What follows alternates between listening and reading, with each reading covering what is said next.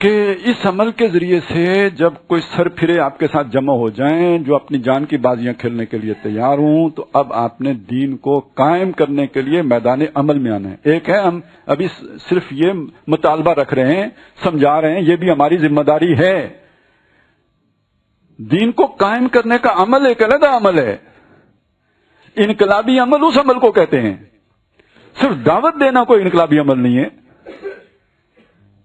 بلکہ یہ کہ اس کے لیے میدان میں نکلنا انقلابی عمل ہے۔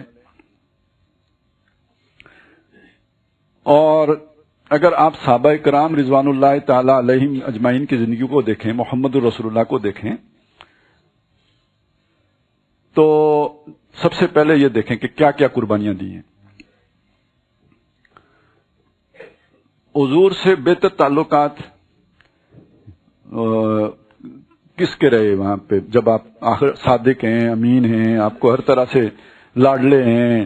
ابو لہب جیسے آدمی نے آپ کی پیدائش کو سیلیبریٹ کیا ہے، لونڈی آزاد کی ہے، ہر ایک کی آنکھ کا تارا ہیں، بہترین اخلاق کے مالک ہیں، لوگ سر پہ بٹھانے کے لیے تیار ہیں۔ تو پہلے پہاڑی کے واز ہی کے نتیجے میں یہ سارے تعلقات ختم ہو گئے یا نہیں ہو گئے؟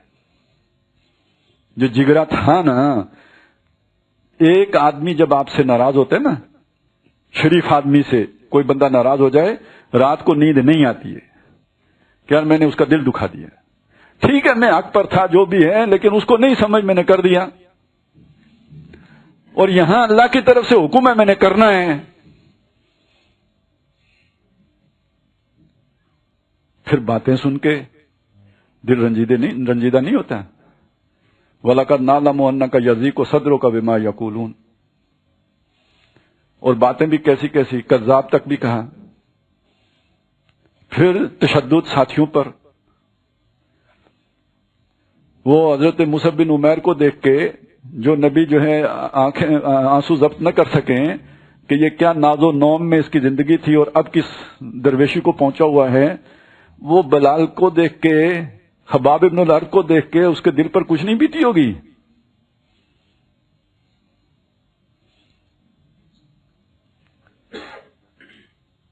اس کے بعد جب آپ مدینے آ گئے ہیں، اس کے بعد بھی آپ دیکھیں کوئی امن کا دن تو نصیب نہیں ہوا، کیونکہ کمپرومائز نہیں کیا۔ کمپرومائز کر دیتے، قرآن کہتا ہے دوست بنا لیتے۔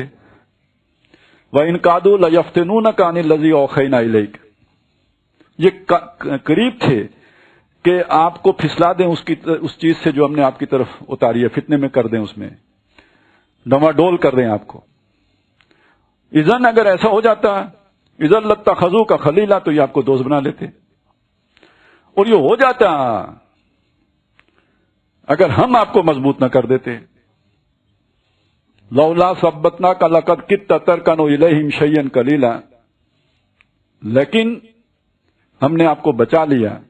البتہ امکان سمجھانے کے لیے، ہمیں سمجھانے کے لیے وہ بات بھی آ گئی کہ اگر کوئی کمپرومائز کرے گا، لازقناک ضعف الحیات و ضعف الممات، اے نبی ہم آپ کو بھی دنیا میں دگنا دیتے اور آخرت میں بھی دگنا عذاب دیتے۔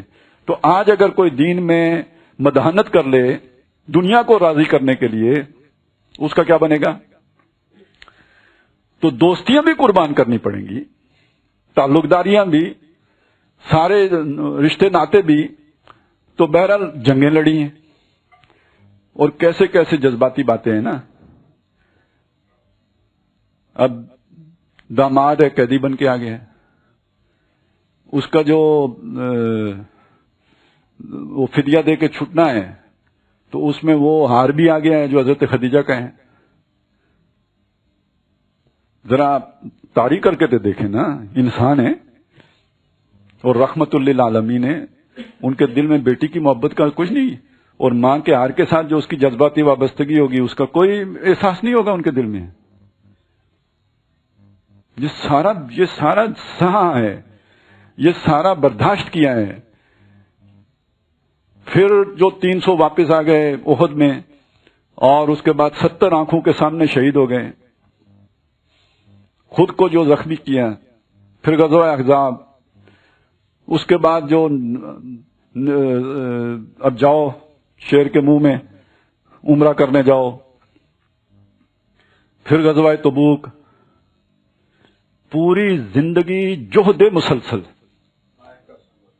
طائف کا سفر، پوری زندگی جہد مسلسل، اور صرف حضور صلی اللہ علیہ وسلم نہیں، آپ کے سارے صحابہ، والذین معہ اشداء علی الکفار رحماء بینہم، یہ دین ہے۔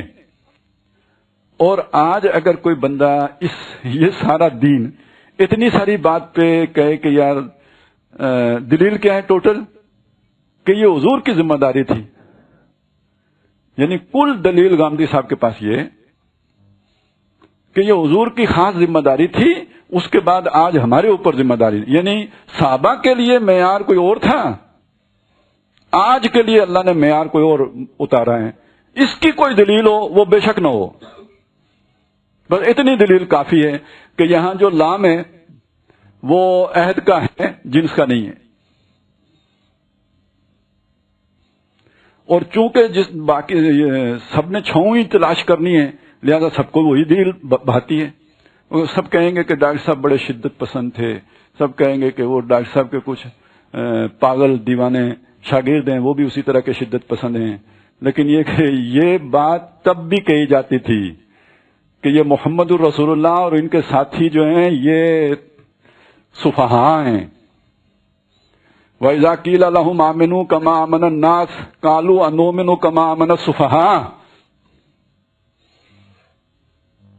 تو بہرحال وہ بھی سننی پڑتی ہیں، اس پہ بھی صبر کرنا پڑتا ہے، وہ صبر بھی عمل ہے۔ یہ سارا عمل تزکیے کا عمل ہے۔ کیا خیال ہے؟ آپ کو کوئی چرکا لگے، کسی کے گھر میں فوتیدگی ہوتی ہے تو اللہ یاد آتا ہے یا نہیں آتا؟ ایمان پہلے سے بہتر کیفیت میں آ جاتا ہے یا نہیں آ جاتا؟ تو جب قرآن کہتا ہے کہ جب انہوں نے احزاب کو دیکھا زادتہم ایمانا، ان کا ایمان بڑھ گیا، تو ایمان سے تزکیہ ہوتا ہے، تو ایمان بڑھنے کا ذریعہ یہ ساری آزمائشیں ہیں یا نہیں ہیں؟